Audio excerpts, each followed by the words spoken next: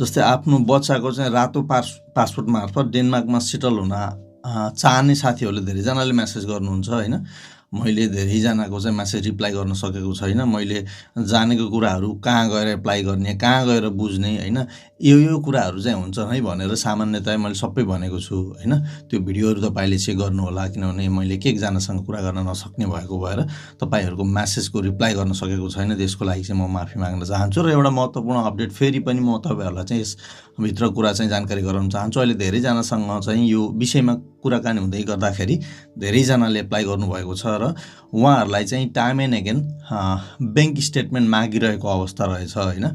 2 पटक 3 पटकसम्म पनि तपाईँको ब्याङ्क स्टेटमेन्ट चाहिँ मागेको छ भनेर जानकारी पाएको छु मैले। कृपया तपाईँहरूले पनि योजना बनाइराख्नु भएको छ भने तपाईँले देखाउने जुन ब्याङ्क ब्यालेन्स छ कति नभए पनि 6-8 महिना वर्ष दिनसम्म तपाईँले होल्ड गर्न सक्नुहुन्छ भने मात्रै एप्लाई गर्नुहोस्, अन्यथा त्यसले चाहिँ तपाईँको केस चाहिँ नेगेटिभ हुन पनि सक्छ। किनभने 3 पटकसम्म 6-7 महिना भइसक्यो एप्लाई गरेको, 3 पटकसम्म पनि स्टेटमेन्ट माग्यो भनेर मैले चाहिँ थाहा पाएको छु। कृपया भिडियोलाई सेयर गरिदिनु र